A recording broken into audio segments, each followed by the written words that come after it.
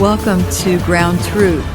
Join Sam Faddis as he looks for truth from those on the ground, in the middle of the action with key insights regarding critical national and international issues. Listen for discussions and interviews on national security, terrorism, politics, espionage, the paranormal, and weapons of mass destruction. Welcome, I'm Sam Faddis. This is Ground Truth. Today we're going to be talking about an organization, No One Left Behind, which is focused on foreigners who've worked with our forces abroad, making sure that they're not forgotten, making sure that they're not left in place to face reprisals, to face the consequences for having done the right thing on our behalf. Maybe more broadly than that, we're going to be talking about just the broader issue of commitments and promises and standing behind the men and women that are downrange on our behalf. With us, an old friend, Fritz Sleigher, who's a retired Marine gunnery sergeant. Started out as a grunt, if I recall, became a Marine intel guy, and he's speaking from personal experience here because he's been downrange any number of times and been in harm's way. So this is very personal to him. Fritz, welcome. Good morning, Sam. Thank you for having me on the show. I appreciate it. Okay, well, I just want to make clear that I'm talking to you from the cold, frozen mountains of northeast Pennsylvania, and as I understand it, you're talking to us from Waikiki Beach right now. So I don't think that would be accurate. Yeah. I don't think that's cool at all. Independent consulting has its benefits. Yeah. Well, given some of the places that the government has sent you over the years, I guess you're due for your time on Waikiki Beach, man. I will definitely take this. Okay, so the organization is called No One Left Behind. I've got that right? Yes. Okay, so let's just start with this baseline. What is No One Left Behind? What's it all about? What does it do? Okay, so No One Left Behind is a 501c nonprofit. It's been around for a few years. It just went through a reorg, hence the reason why I'm now a board member. I was elected in December to support specifically the local national interpreters in Iraq and Afghanistan to navigate their immigration through the SIV, the Special Immigration Visa process, into the United States, and then once they get here, provide them support through donations and strategic partnerships. Okay, so for folks, a lot of folks listening to this broadcast have been downrange and know exactly what we're talking about. But for those people who don't really have a feel for that, who are these people? You talk about interpreters. So what are they doing for us downrange? What were they doing for us downrange? So I would say at the most visceral level, which is what we're focused on, is the interpreters that were day-to-day combat forces on the ground, helping out commanders, squad leaders, individuals, especially intelligence, civil affairs, those enabling actions to help us accomplish the mission and try to keep their countries safe. Unfortunately, what has happened is there's a policy in place, special immigration visa policies in place since 2008. And really, we haven't upheld as a country our promise to them to give them the chance to come to the United States. So these are the guys that are on the ground with us every day. They're in combat. They don't carry weapon. Their weapon is their voice and their ability to interpret and translate on the ground. And without them, we couldn't do our mission. And that's the bottom line. They're also cultural advisors. So they're very good at keeping us in line culturally. Some of the nuances that we don't even know we may be doing as Americans in other parts of the world, they keep us straight that way as well. Right. So these guys, you're on the ground in Iraq. I think you were in Fallujah, right? You were other places. Yes. I did 3 tours in Fallujah and 1 in Kirkuk. Okay. So you're on the ground, you're in Iraq, you're in combat, you got these guys, they're out there. Obviously, they can get shot, blown up just as easily as anybody else in the midst of this. But then we got the added dimension here of sticking with Iraq as an example. I know we're talking about Afghanistan as well. You got a guy who's an Iraqi national who's now stuck his neck out and exposed himself as having aligned himself with American forces. So after he's survived all that combat, he's not got to survive in his own country facing reprisal, which I guess is why we're at the issue of visas and bringing him to the States. Right, and not necessarily an immigration issue more than a national security issue. We want to make sure that our allies have the chance to serve the United States and then have the chance to come to the United States. And in the case of thousands of interpreters, local nationals, who the interpreters, they are working day to day, and they do face reprisals. So one thing to understand about interpreters in battle is that there's a stratification of interpreters. So you have the Cat 1 interpreter, which is the local national. You have the Cat 2 and the Cat 3, which are U.S. citizens with different types of security clearances. We're focused on the local national Cat 1 interpreter that is absolutely not only individually fearful of reprisal, but also their families.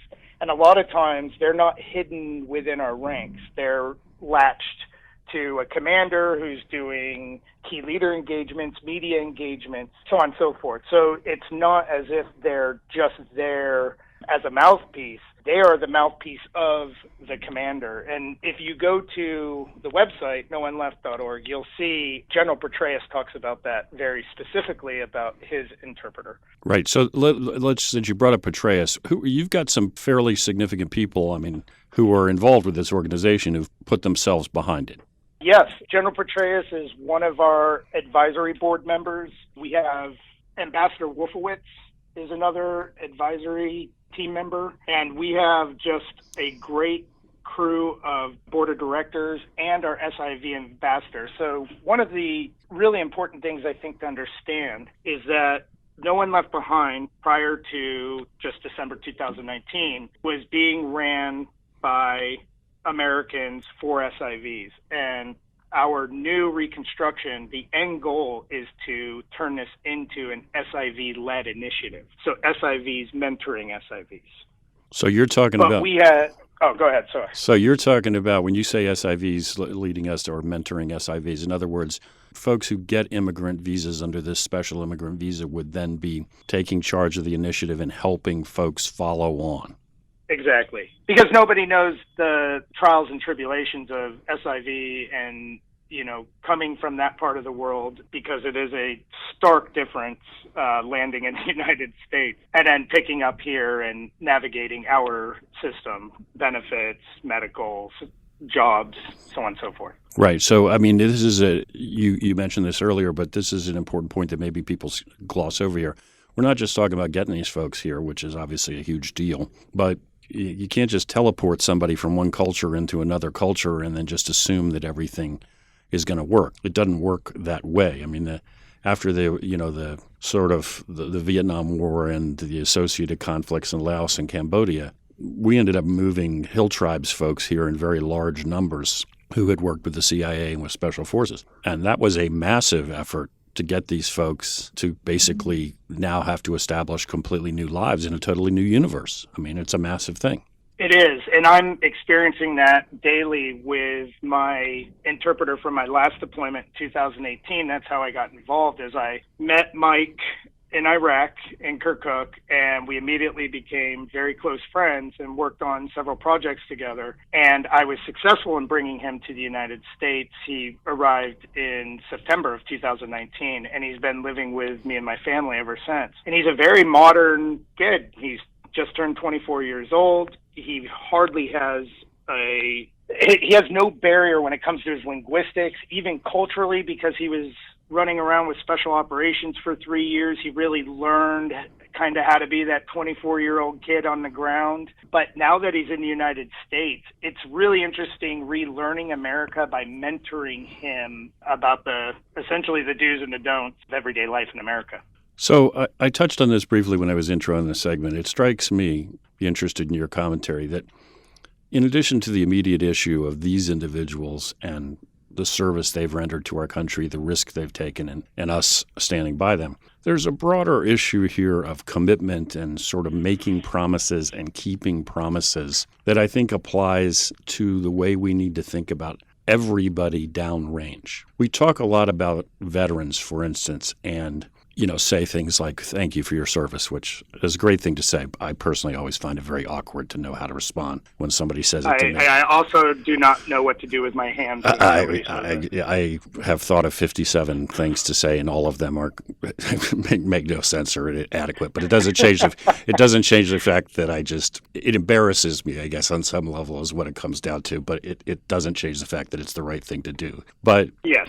That's great, and it's great to, salute the flag at halftime of the Super Bowl and all this stuff. But we talk all about this commitment that vets make, or in this case, we're talking about interpreters, and, you put your life in the line. I don't want to die, but if I have to, I'll do that. But maybe not so much about the fact that there's at least a promise from the country to veterans, or in this case, to interpreters, which is completely reciprocal. You're putting everything on the line for us, so therefore we will never forget you. We won't cut you away. We won't abandon you. We won't take a dive, no matter what it is. You come back without legs and need care for the rest of your life, so be it. Right. Because we asked you, you manned up, we're there. And it strikes me that same thing applies here, and it's essential that we maintain that.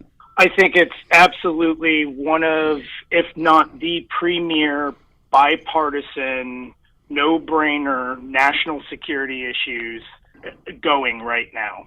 And if I hope that, engagements like this talk and others and our website illuminates this exact conversation. This is one way that we uphold, as Americans, our promise to our allies in combat. And speaking, I'm only a second-generation immigrant myself on both my mom and father's side. So I take that on very personally, to the point where I brought an Iraqi into my home and am teaching him how to be a successful, productive American, so he can then turn around and mentor as well. Yeah, a few months back on this program, we did an interview with an old friend of mine named Sabrina D'Souza, and Sabrina's a former CIA operator, used the generic term, and she and I met many, many moons ago on the street running operations against some very bad people. And Sabrina was ultimately convicted by the Italians. Basically, the short version is that she was, according to them, involved in an operation where the CIA grabbed a Muslim extremist, got him out of Italy, and turned him over to the Egyptians. Again, I remember that. Without confirming any of that story. That's what they convicted her of. And what I can confirm is that, she was then completely cut away by the U.S. government. Anybody who wants to know the details can go back and find the podcast on this program and hear as we go through it in minute detail with Sabrina. We cut her away. We lifted not one finger to stop her from being handed over and having to face the punishment that Italian courts handed down. And I remember, when all of this happened, and I continue to talk about it all the time and will continue to do so. When she and I first met, it was a typical thing. It's a handful of people, which it always is, and you're out doing what you've got to do, and it's whatever level of danger. And it never occurs to you that the country won't stand behind you, right? That's just an article of faith. We don't leave anybody behind. Sure. We don't forget our own. And it's really obscene to me to find that then X number of years later, we did exactly that to her. Bringing it back to this interview, we can't become that kind of people that just says, hey, give us all you got, lay your life on the line. Oh, we're done now. Bye. Too bad. Yeah. I've done 5 tours downrange and 4 to Iraq, 1 to Afghanistan. And every time I left, I felt like I was doing something wrong, hugging my local interpreters, saying goodbye to them, sharing tears, smoking the last cigarette with them, the last jokes. And that happened last year with Mike. Not only was I leaving Iraq, but I was returning to the United States to retire from the military. So it was at that point, it was just processing. And I felt it my own personal mission to get him here. And it was also, for me, very therapeutic in the sense that I was able to carry over the exact opposite of violence into my civilian life with helping somebody from that part of the world and his family and so on and so forth. I hope to seed good in that part of the world where we have largely just kind of been dabbling, I believe. Yeah, most moving, I don't know if that's the right word, experiences I had in the course of my career with the agency was when my wife and I were involved in an operation where we brought out a number of assets who happened to be Kurds who were effectively facing elimination, and we got them out of country and then securely to the United States, in the process of which we had to deliver a baby. I didn't have to deliver Wow. it. We got it to a doctor, but anyway, who was then named after my wife, in gratitude for us having gotten them out and having gotten the kid to medical care and all that stuff. And there's an element to that where you get a chance to actually do something like that as opposed to the kind of thing that we often have to do. And it gives you a different feeling. And as you know, with the Kurds, Mike is Kurdish, and he and I were working daily with the Peshmerga. And it's a warrior culture. They reciprocate warrior action and honor and duty. That's what the Peshmerga stand for. And I felt indebted to them for them providing my security. And I think I share the same heart as Kurds as well. They have a very patriotic spirit. To bring Mike over and to show them, specifically the Kurds, that there are Americans there for them, and we're standing behind them. That's a different issue. That's more of a cultural, national issue. But that same sentiment goes across the spectrum of CENTCOM interpreters. So what is the exact status of this initiative in regard to the law, in regard to legislation? Is there legislation pending right now? Well, there's a review pending. One of the initiatives that No One Left Behind does is essentially keep the Department of State's feet to the fire. We have an OIG review. We have recommendations that we push up, post-NDA approvals. But this policy has been enacted since 2008. The SIV program has been a program since 2008. So what the SIV program is a specific category of visa wherein it is designated for Iraqi and Afghanistan interpreters. And essentially, after 1 year of faithful service to the United States and letters of recommendation from either the chief of mission or a general officer and a CI screening, they can go ahead and put in their paperwork and get their case number and start the process. Right. So that's the bottom line. Okay, so what you guys are doing is taking something that physically exists and just making sure that it actually moves and people get processed and that this happens. Right, so the website is all informative, I guess, for lack of better terms, left of bang. So left of bang, they're in country. They have, instead of trying to navigate the Department of State's websites and the bureaucracy, we put it on our website. We're updating it where it will be projected in their native languages as well, because a lot of confabulation happens in written word. And so we want to make sure that they get the most accurate information. So as they start doing the paperwork, they have a reference, a out of the bureaucracy reference, to have the most accurate information possible. We're currently in talks with several strategic partners. Starbucks has been a partner for 2 years now, I believe. Amazon just got on board. I'm speaking with a couple other big corporations to get the interpreters in country lashed up with those organizations, so once they hit the ground, they enter into a pipeline, not to mention receive donations like emergency housing, a vehicle, so a phone, so on and so forth, through NOLB, so they can get moving and give them the best chance of success and survival in the United States. And I'll tell you, Sam, what's really disheartening is hearing SIVs who finally make it over here, some as long as 8 years it takes to process, which is just a disaster in itself. They get here to the United States.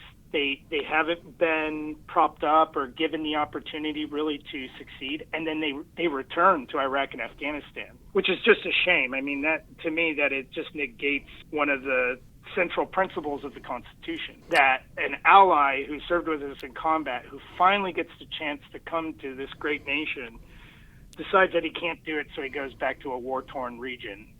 That can't happen, and that's why I'm involved. Yeah, well, that's the perfect way to summarize it. That's the wrong answer. We can't let that happen.